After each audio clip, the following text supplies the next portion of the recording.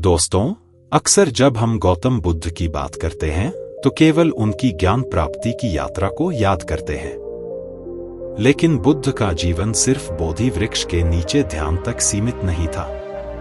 उनके जीवन में अनेक ऐसी घटनाएं हुई जिन्होंने न केवल उनके अनुयायियों को बल्कि आने वाली पीढ़ियों को भी गहराई से प्रभावित किया।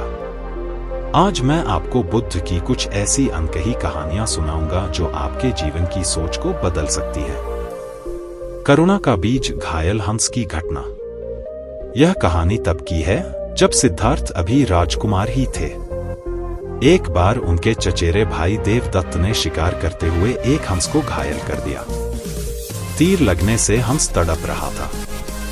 सिद्धार्थ ने उसे अपनी गोद में उठाया और उसका घाव साफ किया। थोड़ी देर बाद देवदत्त वहां पहुंचा और बोला, यह हंस मेरा है, मैंने इसे मारा है। सिद्धार्थ ने शांति से उत्तर दिया, नहीं, जीवित प्राणी का अधिकार उसी के पास है जो उसे जीवन दे, न कि जो उसे मार दे। यह घटना सिद्धार्थ के जीवन की पहली बड़ी सीख थी। दया और करुणा ही सबसे बड़ा धर्म है। बुद्ध और किसान की कहानी।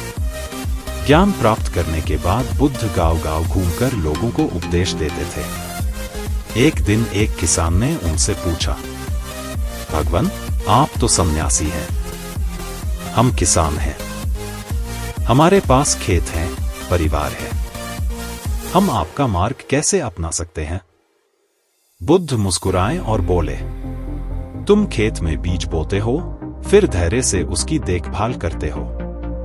अगर खरपतवार उग आए तो उन्हें निकाल देते हो। अगर पानी की कमी हो तो सिंचाई करते हो। इसी तरह मन का खेत भी है। उसमें करुणा, धैर्य और प्रेम के बीज बोओ। लोभ और क्रोध जैसे खरपतवार को हटाओ, तब तुम्हारा जीवन भी फल देगा। किसान ने पहली बार जाना कि साधना केवल जंगल में नहीं, बल्कि रोजमर्रा के जीवन में भी हो सकती है। बुद्ध और दुखी मां, सरसों का दाना। एक बार एक औरत अपने मृत बच्चे को लेकर बुद्ध के पास आई और रोते हुए बोली, कृपया मेरे बेटे को जीवित कर दीजिए। बुद्ध ने करुणा भरे स्वर में कहा, मैं इसे जीवित कर दूंगा, लेकिन पहले तुम ऐसे घर से सरसों का दाना लेकर आओ जहां कभी किसी की मृत्यु न हुई हो। औरत सरसों के दाने की तलाश में गांव-गांव भटकी, लेकिन हर घर में किसी न किसी की मृत्यु हुई थी। तब उसे एहसास हुआ कि मृत्यु जीवन का सत्य है, जिससे कोई नहीं बच सकता। वह वापस आई और बुद्ध के चरणों में गिरकर बोली, अब मैंने सच्चाई समझ ली है। मृत्यु से कोई नहीं बच सकता, लेकिन उसके दुख से बचने का मार्ग आप ही दिखा सकते हैं। बुद्ध ने उसे धैर्य दिया और जीवन का वास्तविक अर्थ समझाया। बुद्ध और क्रोधित व्यक्ति। एक बार बुद्ध प्रवचन दे रहे थे। तभी एक आदमी आया और उन्हें अपशब्द कहने लगा। बुद्ध शांत बैठे रहे। प्रवचन के बाद शिष्यों ने पूछा, भगवान, आपने उसे उत्तर क्यों नहीं दिया?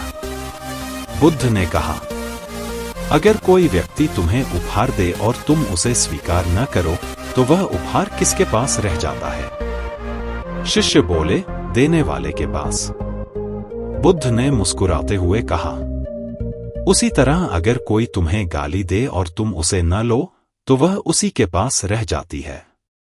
यह शिक्षा हमें सिखाती है कि दूसरों की नकारात्मकता को अपने भीतर जगह मत दो। बुद्ध और अम्बपाली।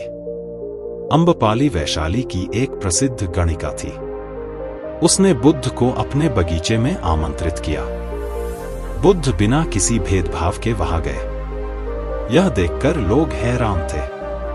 अम्बपाली ने उनके उपदेश सुने और उसका जीवन बदल गया। उसने अपनी सारी संपत्ति दान कर दी और बुद्ध की अनुयायी बन गई। यह घटना हमें बताती है कि बुद्ध के लिए हर इंसान बराबर था, चाहे उसका समाज में कोई भी स्थान क्यों न हो। अंगुलीमाल का परिवर्तन। अंगुलीमाल नाम का डाकू था जिसने सैकड़ों लोगों की हत्या कर दी थी। उसने कसम खाई थी कि वह 1000 लोगों की उंगलियां काटकर माला बनाएगा। जब वह बुद्ध से मिला तो उसका दिल बदल गया। बुद्ध ने उसे करुणा का मार्ग दिखाया। अंगुलिमाल ने हत्या छोड़ दी और बुद्ध का शिष्य बन गया। यह कहानी हमें बताती है कि कोई भी इंसान कितना भी गिरा हुआ क्यों न हो, अगर सच्चा मार्गदर्शन मिल जाए तो वह बदल सकता है। अंतिम शिक्षा, अप दीपो भव। कुशीनगर में जब बुद्ध का महापरिनिर्वाण हुआ तो शिष्य रो रहे थे। तब बुद्ध ने कहा, अप दीपो भव, यानी स्वयं अपने दीपक बनो। इसका अर्थ है कि जीवन में अंधकार से बाहर निकलने के लिए हमें खुद ही रास्ता बनाना होगा। निष्कर्ष, दोस्तों, बुद्ध की ये अनकही कहानियां हमें यह सिखाती हैं कि करुणा सबसे बड़ी शक्ति है। जीवन का सत्य स्वीकार करना ही शांति की कुंजी है। क्रोध का उत्तर शांति से देना चाहिए। हर इंसान बदल सकता है, बस उसे सही मार्ग चाहिए। और अंततः हमें खुद अपने दीपक बनकर जीवन को प्रकाशित करना है। तो आइए हम सब बुद्ध की इन शिक्षाओं को अपने जीवन में उतारें और सच्चे अर्थों में सुख और शांति पाए। कबार बुद्ध और उनके शिष्य राजगीर नगर पहुंचे। सुबह सुबह वे भिक्षा लेने निकले।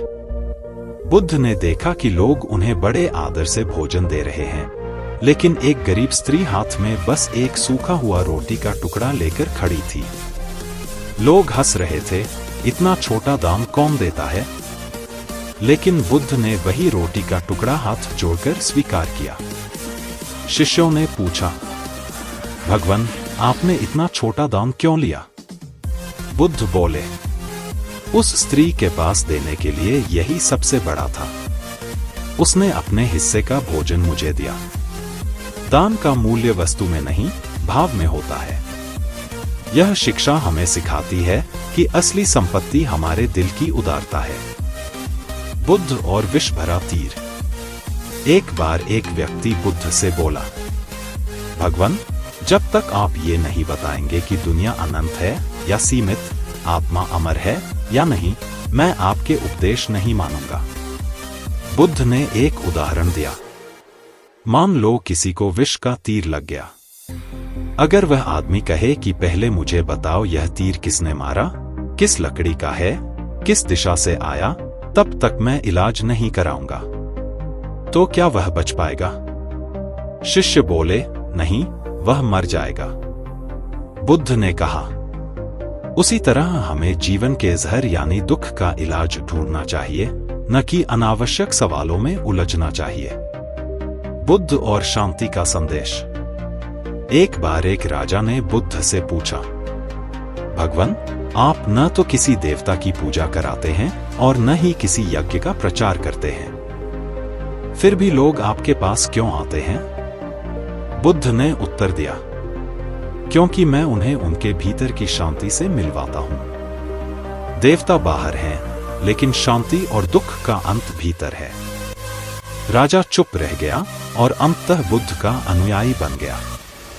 निष्कर्ष, विस्तारित। दोस्तों, इन अतिरिक्त कहानियों से हमें और भी स्पष्ट होता है कि दान का मूल्य वस्तु में नहीं, बल्कि भावना में है। जीवन के दुखों का समाधान खोजने पर ध्यान देना चाहिए, न कि निरर्थक विवादों पर। सच्ची पूजा किसी मूर्ति की नहीं, बल्कि अपने भीतर की करुणा और शांति की है। बुद्ध का जीवन हमें यही सिखाता है कि हर इंसान अपनी सोच और अपने कर्म से दुनिया को बदल सकता है। अगर यह कहानी आपको प्रेरणादायक लगी तो वीडियो को लाइक और शेयर करें, और ऐसी ही कहानियों के लिए चैनल को सब्सक्राइब करना न भूलें।